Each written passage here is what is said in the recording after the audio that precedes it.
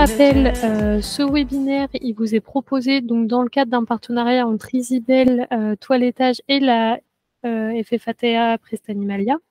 On reviendra sur ce partenariat en fin de webinaire. Laura de la FFATA Prestanimalia prendra la parole pour présenter. Moi, je vous présenterai aussi un petit peu le logiciel Isibel Toilettage à la fin de la présentation. Donc, on va commencer tout de suite avec l'étape numéro 1 qui est de savoir avec qui vous allez communiquer. C'est la première étape, en fait, que ce soit de manière locale ou sur les réseaux sociaux. L'important, c'est de savoir à qui on parle. Et il y a quelque chose qui est très souvent oublié quand on crée un salon de toilettage ou quand on gère au quotidien un salon de toilettage, c'est la partie un peu gestion de la communication et savoir qui est son client idéal. Et en fait, un client idéal, si vous voulez, c'est vraiment une caricature de votre client parfait et ça va vous permettre de savoir comment lui parler. Et donc, tout ça, ça sert à bien toucher la bonne cible puisque vous pouvez être le meilleur ou la meilleure toiletteuse de France et du monde entier, mais si vous n'arrivez pas à communiquer et que personne ne le sait, ça vous amènera à rien. Donc là, on va tout de suite voir tout ce qu'il faut savoir sur vos clients pour pouvoir bien communiquer avec lui.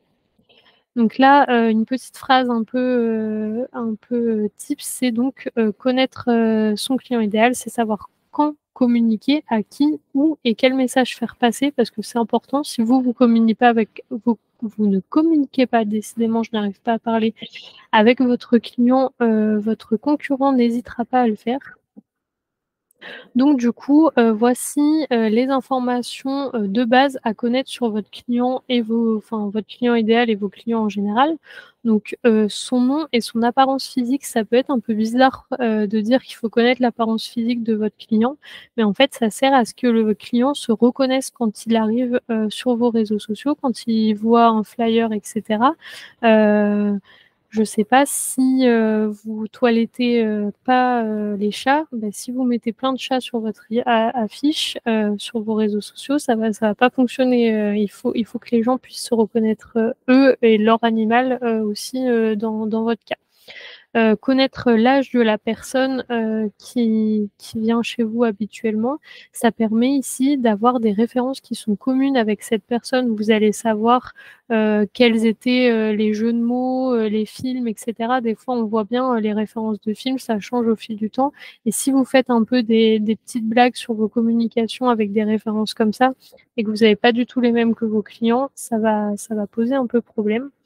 Le sexe de la personne, c'est pareil, hein, ça rejoint l'apparence physique, de savoir si vos clients sont essentiellement des femmes, il faudra communiquer comme si vous parliez uniquement à des femmes, etc. La situation personnelle de votre client, ça, c'est ce qui va vous permettre en fait de réfléchir à vos prestations, de réfléchir aux offres que vous pouvez faire et de voir comment vous pouvez agencer tout ça avec vos clients. Dans un exemple concret, si votre client idéal, il a des enfants, peut-être qu'il n'est pas disponible le mercredi après-midi parce que c'est la journée où les enfants ils ont pas cours l'après-midi ou parfois les parents posent congé, etc. Et donc du coup, peut-être que ça sert à rien de créer une offre spécifique ce jour-là. La ville de résidence de votre client, c'est là où ça va vous permettre de savoir où est-ce que vous allez faire la pub, typiquement la pub locale. Si vous savez que vos clients viennent principalement d'une ville et de ses alentours, c'est à cet endroit qu'il faut continuer à faire de la pub parce que si vous faites de la pub dans un tout petit village où il y a très peu de personnes qui ont des animaux, pour le coup, ça ne fonctionnera pas. Et c'est aussi depuis ce lieu-là qu'il va falloir expliquer comment on vient à votre salon. On voit des fois sur des flyers ou sur les réseaux sociaux des petites cartes en disant en venant de tel endroit, tournez à droite, etc. C'est depuis ces villes-là. La profession de votre client idéal, c'est ce qui va permettre, tout comme on parlait avant de la situation personnelle, c'est ce qui va permettre de connaître ses horaires, sa flexibilité, ses disponibilités. Typiquement, si notre client idéal, c'est plutôt quelqu'un qui est ouvrier, qui a des horaires fixes, bah, on sait qu'on a des clients qui sont assez peu flexibles. Vous allez, difficilement pouvoir lui dire: «Bah, je vais, finir, 1/2 heure trop tard». Non, cette personne, elle commence, quand on est ouvrier, 14 heures, c'est 14 heures. On n'a pas trop de flexibilité là-dessus. Alors qu'au contraire, des personnes qui sont, par exemple, cadres, qui vont avoir des horaires des fois plus souples, ou alors une gestion de leurs horaires, de manière personnelle, bah, là, on sait qu'ils vont être un peu plus flexibles. Comment la personne occupe son temps libre? Là, ce qui va être important de savoir pour vous, c'est est-ce qu'elle va dans des réseaux particuliers? Est-ce qu'elle lit des magazines? Est-ce qu'elle va aux fêtes de village et cetera? Parce que c'est dans ces lieux, ou ces magazines et cetera que vous pourrez venir faire de la pub. Si vous vous rendez compte que, la plus de la moitié de vos clients lisent le journal du coin, bah, c'est peut-être un endroit parfait pour faire de la pub pour vous. Et inversement, si c'est pas le cas. Les réseaux sociaux, c'est pareil, on va le revoir après quand on va parler des réseaux sociaux, mais c'est important d'être sur le réseau social sur lequel les clients, vos clients sont. Des fois, on va vouloir suivre des conseils qu'on a vus sur internet ou alors que, quelqu'un nous a donné en disant: «Il faut absolument que tu ailles sur ce réseau, c'est important» et cetera. Mais si dans les faits, vos clients n'y sont pas, ça n'a aucune utilité pour vous, d'autant plus que vous avez un commerce local, en fait. C'est là toute la différence. Si vous aviez un commerce en ligne, vous pourriez éventuellement essayer de venir, grappiller ailleurs, mais là, dans votre cas, c'est pas forcément intéressant. Quel animal a votre client? Bah, ça rejoint, ce que je disais tout au début, ça lui permet de se reconnaître dans vos communications. Et pour finir, bah, quels soucis est-ce qu'il peut rencontrer avec son animal? Pour savoir en fait quelle phrase, quel moyen d'accroche vous allez avoir avec cette personne, comment vous allez facilement attirer, son attention. Donc là, on va faire un petit point, donc juste avant, ici, on a vu tout ce qu'il fallait connaître sur son client et pourquoi ça pouvait vous servir, où est-ce qu'on pouvait aller un peu plus loin avec ça. Et là, je vais faire un point sur, comment parler à son client, parce qu'en fait, il faut bien penser à adapter son discours, en fonction du client parce qu'en fait, on a tendance en tant que professionnel à partir du principe que notre façon de parler ou ce que nous on sait, le client le sait et c'est, vraiment pas souvent le cas. Et du coup, on va voir, que, il y a des termes de temps en temps, employés, qui sont pas du tout clairs pour le client, qui comprennent pas. Donc là, voilà, les questions qu'un client peut se poser, ça va être: «En combien de temps, mon chien n'aura plus de parasites?» «Est-ce que le côté, brushing va rester?» «Dans combien de temps il va devoir revenir? Est-ce que ça fait mal?» et cetera. Ça, c'est peut-être des choses qui vous paraissent logiques pour vous, mais qui ne le sont pas du tout pour le client final qui, le toilettage, il y connaît rien, il a un chien parce que voilà, il trouvait ce chien beau et voilà et maintenant il se rend compte qu'il faut le toiletter mais, il y comprend rien et pareil, les points qu'un client va vérifier sur son animal, c'est peut-être pas la même chose que vous. Alors nous, on travaille, très souvent avec des toiletteurs donc du coup maintenant on a la on va dire l'expérience et on arrive un peu plus à communiquer. Mais par exemple, je sais que certains toiletteurs vont dire: «Ah là là, mais cette race, c'est pas du tout comme ça qu'il faut la toiletter, moi je fais pas tel chien parce que tel chien, ça lui abîme la peau» et cetera et ça, c'est bien souvent des notions que votre client final n'a pas du tout. Lui, voilà ce qu'il peut regarder. Est-ce que son animal sent bon? Est-ce que son collier a été bien remis? Est-ce que ses oreilles sont propres? Enfin des choses comme ça qui vous, sont pas les premières choses que vous allez regarder en tant que professionnel. Donc il faut bien penser que la communication, vous la faites à destination de votre client final et pas d'autres toiletteurs, mis à part si c'est votre cas. Donc voilà sur, ce à quoi il faut faire attention concernant votre client. C'est vraiment l'étape numéro 1 parce que si vous savez pas à qui vous allez parler, derrière, toute la communication va être beaucoup plus difficile.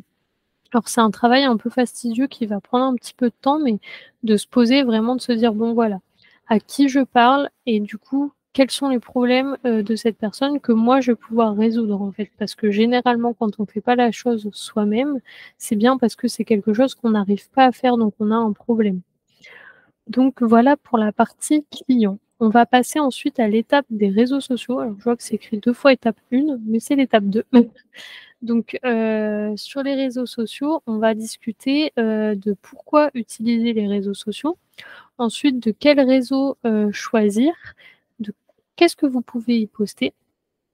Donc il faut savoir qu'aujourd'hui, énormément de choses se passent sur les réseaux sociaux. C'est quasiment devenu indispensable pour une entreprise. Il y a énormément de personnes qui vont, vérifier les avis, ce qui s'y passe et cetera, et c'est aussi un très bon, moyen de, rentrer dans le quotidien des gens parce que c'est vraiment ça, l'intérêt des réseaux sociaux. Il faut savoir qu'en moyenne, un Français passe environ 1 h 45 par jour sur les réseaux, tous réseaux confondus. Et donc du coup, c'est vraiment un moyen pour vous d'entrer dans votre quotidien, d'autant plus qu'un toilettage, c'est pas quelque chose qu'on va venir faire toutes les semaines. Généralement, vos rendez-vous sont espacés de plusieurs semaines et donc du coup, c'est comment, vous entrez dans le quotidien de votre client pour que dès qu'il en a besoin, il dise: «Ah mais oui, je réfléchis pas 2 minutes, c'est là-bas que je vais y aller». Parce que, ça fait, des semaines que je vois passer, des chiens, ils sont tous, trop beaux quand ils sortent, et cetera. C'est vraiment ça, la sensation que vous devez réussir à faire avoir à vos clients. Donc pourquoi utiliser les réseaux sociaux? Donc déjà, au-delà du fait, comme je vous disais juste avant, qu'en moyenne, les gens y passent, 1 h 45 par jour, c'est énorme, hein. Et donc que du coup, vous pouvez intégrer leur quotidien. Ça vous permet de maîtriser, votre image et votre e-réputation. Donc en fait, là, c'est là où vous allez pouvoir venir dire: «Ça, c'est mon salon, c'est ma manière de faire». C'est là que vous allez pouvoir vous démarquer de vos concurrents et aussi, toucher un peu plus les gens en utilisant ce qu'on appelle le storytelling et en fait, le storytelling, c'est l'art de raconter une histoire. C'est beaucoup utilisé sur les réseaux sociaux et c'est en gros comment vous allez réussir à, enjoliver la vérité parce qu'on va pas se mentir, les réseaux sociaux, c'est un j'aime bien, présenter ça un peu, c'est un peu Disneyland. Tout est beau, tout est gentil et comment vous allez réussir à venir, raconter une histoire autour de, la création de votre salon, de, votre choix de devenir toiletteur et cetera. Ensuite, les réseaux sociaux, va vous permettre d'élargir votre cible. Donc en fait, les réseaux sociaux, ça utilise un système d'algorithme, c'est-à-dire que l'algorithme fonctionne d'une manière assez simple, une fois qu'on a compris. Quand vous postez, sur les réseaux sociaux, ça montre votre publication à environ 10 des personnes qui vous suivent. Donc si vous êtes suivi par 100 personnes, ça va montrer la publication à 10 personnes et si ces 10 personnes interagissent avec votre publication, elles mettent un like, elles enregistrent, elles commentent ou quelque chose comme ça. Alors là, le réseau social va partir du principe que ce contenu est intéressant et il va le diffuser à un plus grand nombre. Et c'est comme ça que vous allez pouvoir élargir votre cible, et votre clientèle. On reviendra, juste à la fin de cette étape sur, comment justement, dans l'élargissement de cette clientèle, comment réussir à toucher une clientèle locale parce que, bien souvent, ce qui vous intéresse, c'est d'avoir des gens qui vont concrètement venir dans votre salon. Je sais que certains d'entre vous, vendent aussi des produits en ligne et donc du coup, là, ça peut vous intéresser de toucher une clientèle nationale, mais globalement, ce qui vous intéresse, c'est vraiment d'avoir une clientèle locale. Donc ensuite, vous allez pouvoir vous servir des réseaux sociaux pour faire de vos clients des ambassadeurs.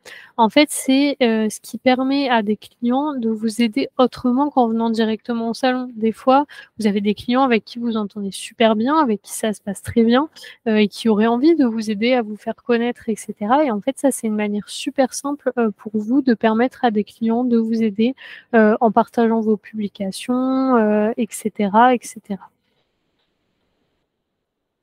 Ça va vous permettre aussi d'améliorer votre relation client. Donc c'est comme je le disais tout à l'heure, c'est d'entrer dans votre quotidien, de pouvoir continuer à avoir des interactions avec eux, entre 2 rendez-vous.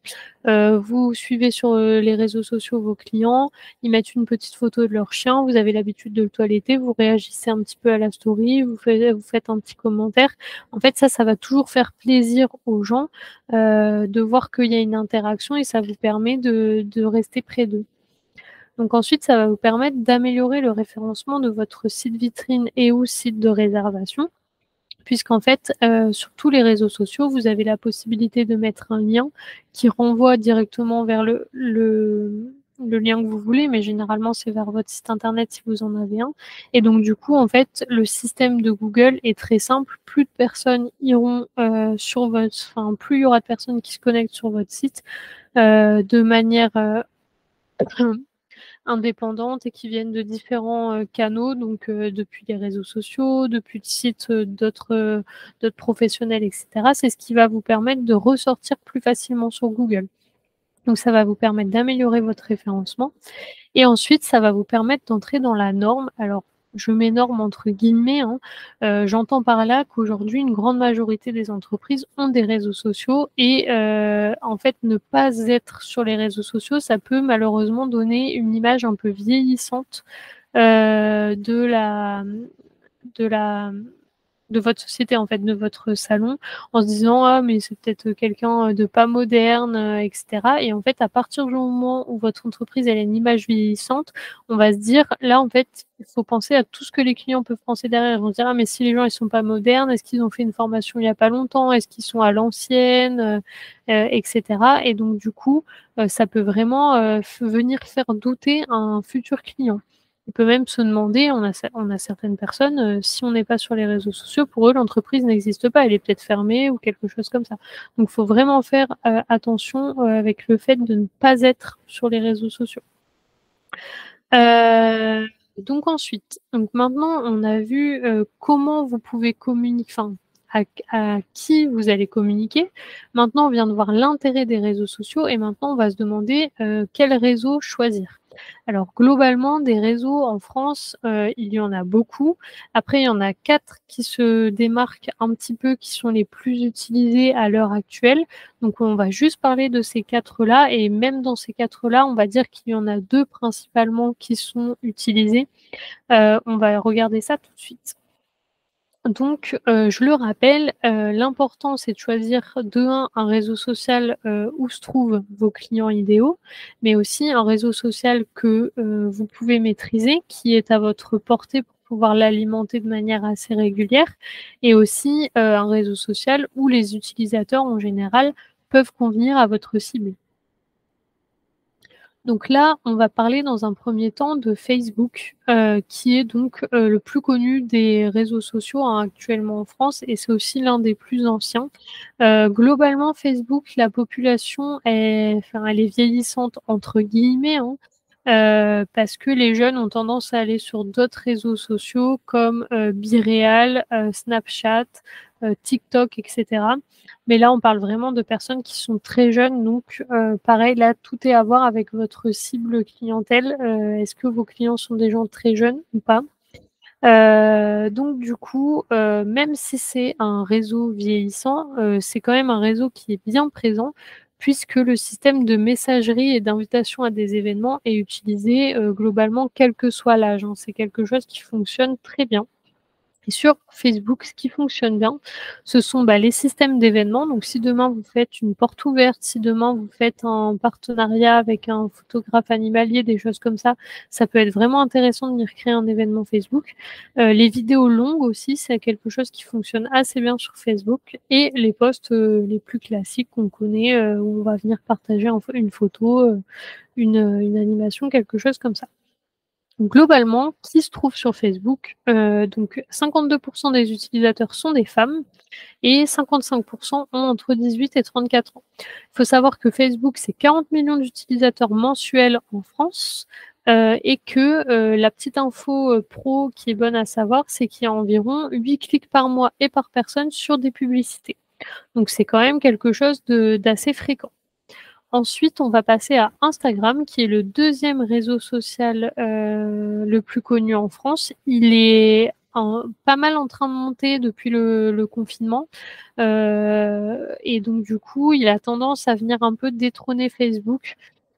Il a été créé en 2010 et à la base, ce réseau social servait à partager uniquement des photos qui étaient ultra, travaillées. Et maintenant, on voit que ça s'est diversifié. On trouve moins de «comptes parfaits» entre guillemets. On montre un peu plus la vraie vie, et aussi il y a le système de story qui fonctionne très, très bien sur Instagram et qui, en fait, vous permet d'avoir, entre guillemets «un post tout beau, tout propre» et de venir montrer un peu l'envers du décor dans vos stories. Donc une story, pour ceux qui ne connaissent pas, c'est un format vidéo, enfin qui peut être photo, en fait, je vous dis des bêtises, c'est un format plutôt vertical qui va rester en fait que 24 heures. Donc il apparaît 24 heures pour les personnes et ensuite il disparaît. Sur Instagram, donc on a à peu près le même pourcentage d'utilisateurs au niveau des sexes. Ensuite, on a 50 des utilisateurs qui ont entre 25 et 45 ans. Donc on voit que c'est quand même des utilisateurs qui sont un peu plus vieux que Facebook en général. On a 23 millions d'utilisateurs mensuels en France et ce qui est intéressant à savoir, c'est que 70 des utilisateurs, y suivent au moins une marque. Donc voilà le point important à savoir sur Instagram. Vous avez ici le troisième réseau social, le plus connu et le plus utilisé en France, qui est TikTok. C'est un réseau social chinois qui a pour but de partager des vidéos vraiment courtes qui vont de 3 à 180 secondes maximum.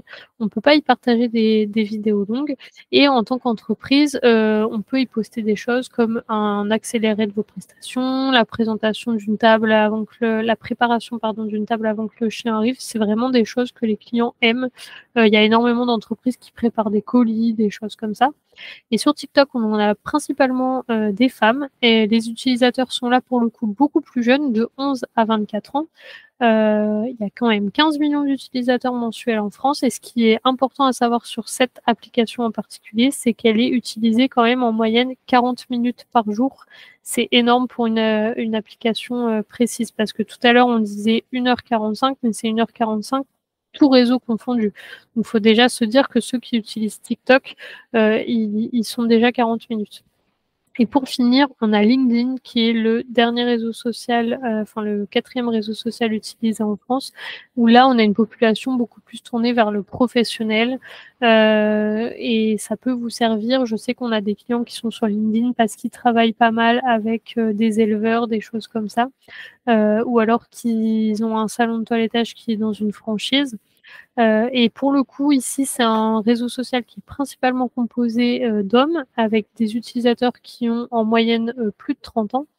Il y a 11 millions d'utilisateurs mensuels en France et donc l'info principale à retenir, ce que je vous disais au-dessus, c'est que c'est un réseau social qui est 100% B2B. Entre guillemets, pour raconter sa vie, ce qu'on peut faire sur Facebook, Instagram ou TikTok. Donc, comme je vous disais, il existe d'autres réseaux sociaux, donc YouTube, Snapchat, Twitter, Pinterest. Mais l'idée, c'est vraiment, s'il y a un conseil à retenir, c'est de pas trop vous étaler, d'y aller un par un. S'il y a un réseau social que vous maîtrisez, tant mieux. Si en plus c'est celui utilisé par vos clients idéaux, c'est parfait.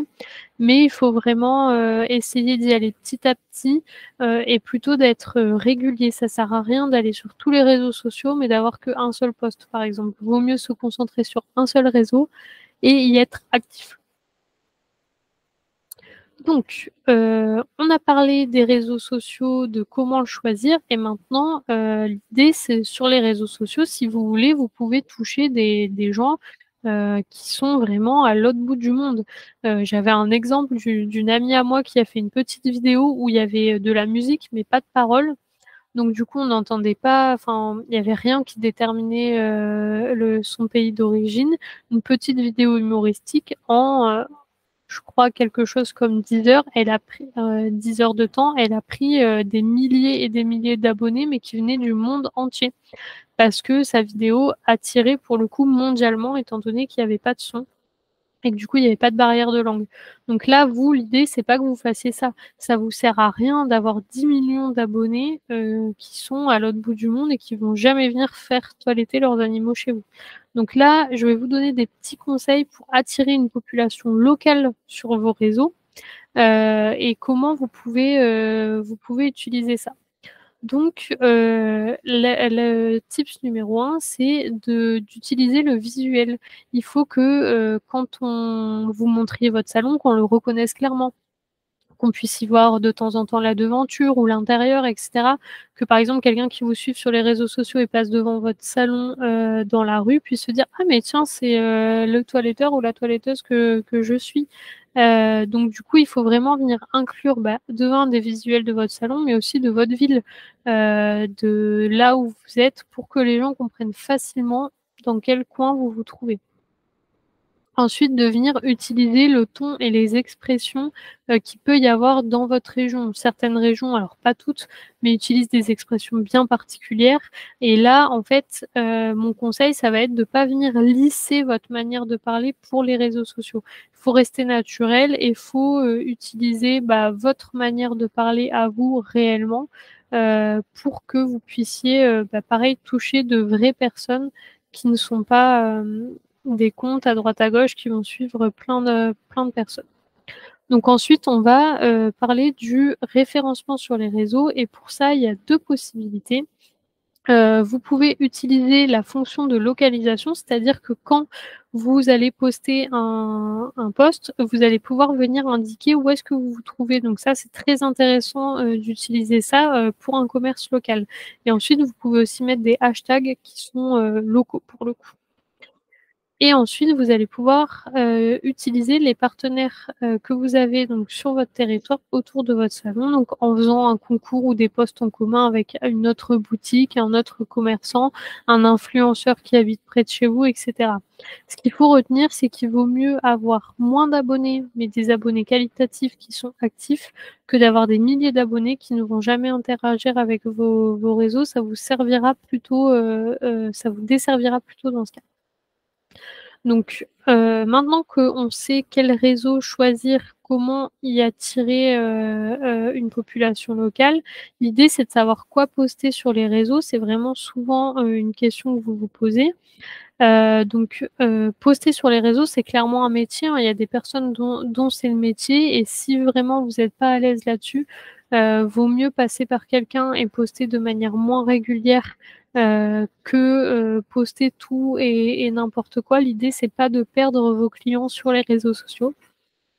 Donc là, on va voir dans le détail, comment, poster sur les réseaux sociaux, quelle stratégie adopter. Donc l'étape numéro 1, c'est de savoir à qui on parle. C'est ce qu'on a vu au tout début de de ce webinaire. Donc, n'hésitez pas, vous recevrez le replay, soit dans l'après-midi, soit dans la matinée de demain. N'hésitez pas à vous reposer dessus et à aller chercher sur internet la notion de client idéal. L'étape numéro 2, ça va être de définir son positionnement. Donc là, c'est quelle image vous voulez donner? Est-ce que vous voulez être un salon de toilettage de luxe, là où, certaines stars viennent faire toiletter leurs animaux ou je ne sais quoi?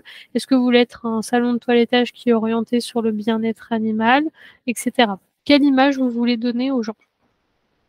L'étape numéro 3, ça va être de connaître vos objectifs. Pourquoi vous faites ce poste en particulier? Est-ce que c'est pour lancer un produit? Est-ce que c'est pour faire venir des clients? Est-ce que c'est pour créer une communauté?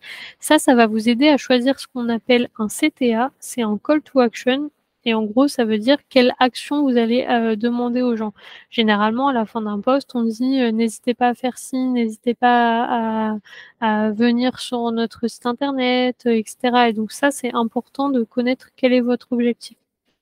L'étape numéro 4, ça va être de savoir quelles, sont les infos dont votre client a besoin. C'est-à-dire qu'est-ce qu'il vient chercher sur votre page? Et généralement, en fait, un client, il passe par 3 phases. Il y a la phase numéro 1 qui est la phase de découverte. Donc là, quelqu'un s'intéresse à des sujets assez généraux. Je viens d'acheter un chien, je voudrais acheter un panier pour chien, et cetera. Là, c'est vraiment tout ce qui tourne autour du chien, mais sans, problème, particulier. En fait, le client ne sait pas, qu'il a besoin d'un toiletteur à ce stade. La phase numéro 2, ça va être, l'évaluation. Donc en gros, OK, là maintenant j'ai un chien depuis 6 mois, je me rends compte que je vais devoir le toiletter ce chien. Donc du coup maintenant je cherche à résoudre mon problème. Donc là, ce client-là, il va plutôt chercher des informations pratiques, de l'aide, un tutoriel et cetera. Et puis la dernière phase, c'est la phase de décision. Donc là, il a clairement un problème, il a établi, comment il pouvait résoudre ce problème. Et en fait, là, il va chercher ce qui est le mieux. Donc là, du coup, il va venir chercher des comparatifs, des avis clients, etc. pour se décider et passer à l'action. L'étape numéro 5, ça va être de choisir le type de contenu. Donc là, ça va être tout simplement de voir est-ce que vous partagez un avis, est-ce que vous partagez une photo, etc., etc. Vous allez ensuite identifier les ressources et les fréquences. Donc là, c'est-à-dire qui va créer vos posts. Est-ce que c'est vous? Est-ce que c'est votre fils? Est-ce que c'est un community manager, etc. Comment vous allez créer vos posts? Comment vous allez prendre les photos? Comment vous allez les poster? Et surtout, quand est-ce que vous allez faire ça? L'étape 7, c'est presque l'étape la plus simple. Ça va être de créer le contenu. Et l'étape 8 qui n'est pas à négliger, c'est d'analyser votre contenu et de l'ajuster si besoin. Si vous vous rendez compte que certains posts fonctionnent mieux que d'autres, etc., c'est là où il faut insister un peu dessus. Parce que si ça fonctionne, on continue, c'est que ça plaît. Et c'est tout le système des réseaux sociaux. Plus ça plaît, plus c'est montré à des gens et plus vous avez des chances de toucher une clientèle. Donc du coup, il ne faut pas négliger cette étape d'analyse. Donc là, on a parlé de tout ce qui concernait les réseaux sociaux. On pourrait en parler pendant très longtemps. Là, c'était une présentation assez générale qui peut vous donner quand même quelques bases pour vous lancer et savoir quoi dire et comment communiquer. On va maintenant passer à l'étape du salon et de la communication plus locale. Donc ici, on ne reviendra pas sur le client idéal, hein, on l'a déjà vu juste à côté. On va voir du coup comment être connu localement. Donc en moyenne, il faut savoir qu'un client passe à l'action après avoir vu une offre 7 fois. C'est-à-dire que la personne qui va passer 7 fois devant votre salon, c'est peut-être à la 7e fois qu'elle va se dire « Ah tiens, c'est vrai que ça fait un moment que je passe devant, il faudrait que je m'arrête et que je demande des renseignements pour le toilettage. » Donc en fait, il faut toujours partir du principe qu'on ne communique jamais trop et jamais personne ne va consommer toute votre communication. Jamais personne ne va lire tous vos posts sur les réseaux sociaux, voir toutes les affiches que vous avez mis, entendre tous vos spots radio si vous faites un spot radio, c'est pas possible. Donc du coup, il faut jamais partir du principe qu'on en fait trop. Donc, pourquoi il est indispensable de faire de la communication locale? C'est parce que vous allez chercher à avoir une image proche de votre client, qui comprenne bien où vous vous trouvez. Ça va vous permettre aussi de le fidéliser, de nouer un contact, un vrai contact. En fait, les gens aiment beaucoup les réseaux sociaux, mais finalement, en définitive, on dit: «Oui, mais j'ai pas pu échanger en vrai. J'aurais préféré la voir, j'aurais préféré pouvoir lui parler au téléphone, etc.» Ce que les gens veulent en finalité, après toute cette étape sur les réseaux sociaux. Et c'est là où c'est très complémentaire, c'est qu'une fois que je suis décidée et que c'est ce salon de toilettage dans lequel je veux aller, là maintenant je veux passer à la réalité. Et donc c'est là où c'est bien d'avoir des piqûres de rappel de communication localement. Donc pour se faire connaître localement, vous pouvez activer ce qu'on appelle vos liens. Et il y a plusieurs types de liens. Donc là, vous allez avoir tout ce qui est les professions communes, c'est-à-dire les professions qui sont en lien direct avec les animaux ou dans votre cas. Ça va être les animaleries, les vétérinaires, les élevages, les éducateurs, etc. Ces personnes-là doivent vous connaître parce que ces personnes-là sont en lien avec des personnes qui peuvent potentiellement être vos clients à vous aussi. Donc là, il faut vraiment vous mettre en lien. Ensuite, il va y avoir ce qu'on appelle les liens de localisation. Donc là, c'est tous les commerces qui sont à proximité de votre salon. Donc là, ça peut être des salles de sport, des salles où il y a des cours qui sont assez divers. Et par exemple, on peut imaginer faire une publicité avec, je ne sais pas, un cours de yoga où vous allez faire une petite communication un peu drôle en disant pendant que ma maîtresse fait du yoga, moi je me détends aussi avec un chien qui va venir faire une balnéo chez vous ou un toilettage, etc. Donc il faut vraiment pas s'arrêter aux liens évidents des professions communes juste avant. Ensuite, vous allez avoir le bouche à oreille. Donc ça, c'est tous les clients que vous avez déjà acquis, vos proches, vos collègues, les personnes avec qui vous avez fait la formation, etc., qui peuvent parler de vous à leur entourage. Et ensuite, vous allez avoir tout ce qui est vraiment publicité. Pardon. Donc là, pour ça, vous allez pouvoir utiliser pas mal de choses. Les groupes Facebook, la presse, etc. On refera un point sur les différentes formes de communication locale, là, juste après, tout ce qui peut vous amener des clients localement. Donc là, c'est exactement ce qu'on vient de voir. Donc là, on va vraiment venir concrètement dire comment on peut communiquer localement. Donc, vous pouvez déposer des flyers chez d'autres professionnels qui sont en lien avec votre activité ou non, comme on vient de le voir juste avant. Vous pouvez utiliser les radios locales. C'est quelque chose qui se fait assez facilement, qui est parfois gratuit ou alors qui est assez peu cher. Les journaux locaux, c'est pareil. Vous pouvez utiliser l'affichage, donc là l'affichage public, les arrêts de bus, tout ce qui est publicité, les affiches dans les bars, chez d'autres commerçants. Vous pouvez utiliser les cinémas, on voit souvent au cinéma des pubs très locales.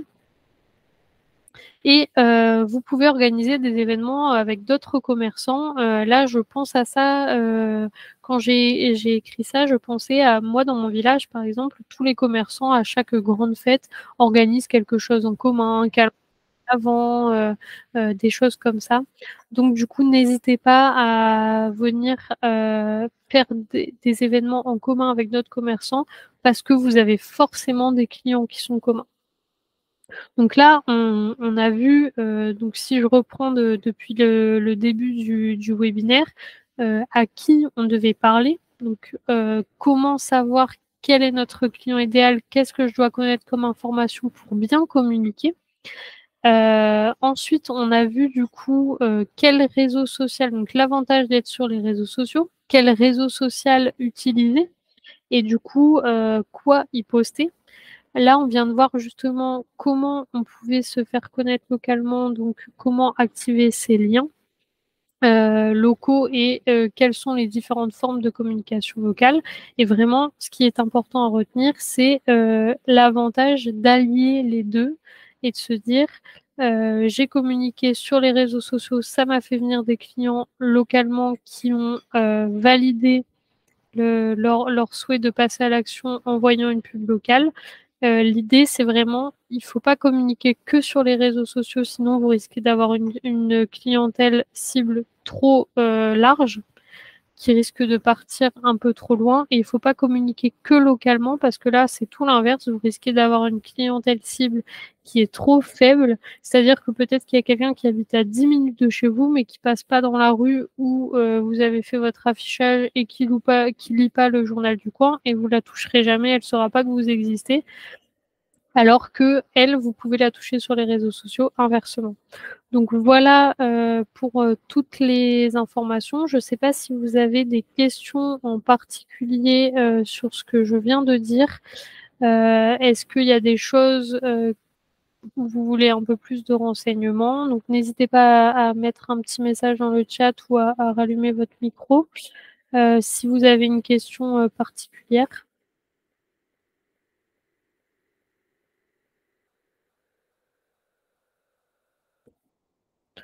J'ai l'impression qu'il n'y a pas de questions.